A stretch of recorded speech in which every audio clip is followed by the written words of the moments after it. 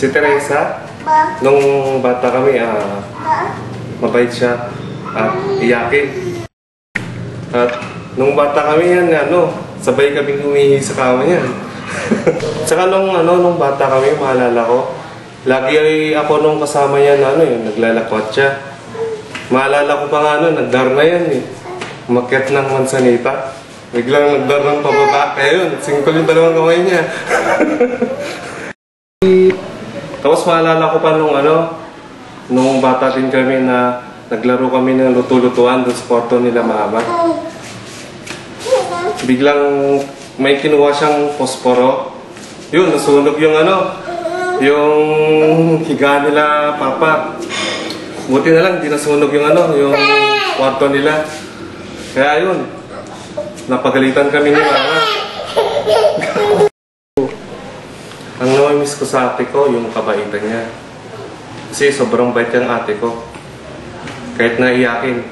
Kasi malala ko din nung bata kami. Kaya laging umiiyak yan dahil kinukuha ko yung mga pagkain niya. Kaya mahal na mahal ko yung ate ko na yan.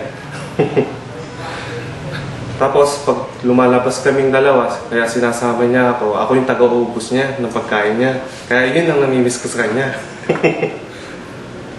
Bali, yung pangalawang namimiss ko sa kanya, yung nagbibigay sa akin ng moral support. Kasi syempre ako yung bunso. Ako yung black sheep daw. Kaya yun, siya yung nagbibigay sa akin ng advice. Hanggang ngayon nga, binibigyan ako ng advice niya. In behalf of my family, sensya na sis, wala dito yung asawa ko dahil nahiya siya sa'yo. Kasi hindi pa kayo nag-meet ng personal. Kaya ako na lang yung representative niya para i-greet ka ng happy 30th birthday pala. Sis, malapit na naman mag-phone mo na. Ingat! Wish ko sa'yo ate, good health. Magandang opportunity sa'yo dyan. Alam mo naman na maganda rin ang trabaho dyan. At isa pa, sis, pag-uwi mo dito hintayin ka nila mama at papa, doktrina. God bless. Love you sis. Love you so much. Hi te, kamusta ka na? Si Ate Tere, mabait yan. Laging nanlilibre yan. Namimiss mo yung mga utang ko sa kanya. Te, wala na. Nasa abroad ka na. Maganda ka na, di ba? Magpapayat ka na. Ayan na. Si Ate Tere, hello. Si Ate Tere, yan, yan. Maraming utang sa akin yan. Di ba, anak? Lagi siyang, lagi siyang nangungutang sa akin. Lagi daw walang pera pero marami naman. Kaya pag uwi mo, bumawi ka sa akin. Bye-bye. Aray. Ako, namimiss ko, Ate Tere, yung 4 na sulok ng kwarto nila ni Kuya Noel. Lalong-lalo na pag World War 3, 4, 5. Yung umiiyak. Yung mga problema niya. Sana pag uwi mo, wala na yan Tsaka ikaw lang ang babae ni Kuya Noel. Joke, joke, joke! Ako, namimiss ko yung mga sinusumbong na Ate Tere sa akin. Yun lang. Bye-bye! Happy birthday, Ate Tere! Ang wish namin, yung mga pasalubong namin! Bye! Hello? Si Tere? Ay nako, si Tere, namimiss ko na yan. Siya ang tiga-drive sa amin kung may pupuntahan kami ng mga may lakad. Siya ang naglalabas ng sasakyan. At namimiss ko na rin si Tere dahil wala kaming wala nang magdadrive sa amin kung may pupuntahan kami mga socials. Alam mo na, mga lakad na siyempre, pambabae ko minsan, kasama din si Mama Linya. O wala na, problema nga ni Mama Linya niya ang hindi na kami makalabas ni Mama Linya sa sa lahat ng pupuntahan namin dahil wala na magdadrive sa amin. Yeah, Tere, happy birthday! Tere, happy birthday! Ano bang natin, handa natin? Miss ko na birthday mo. wish ko sana uwi ka na rin dito para banding-banding na naman tayo. Kailan kaya tayo mag-banding? Malapit na. Sigurado. Okay.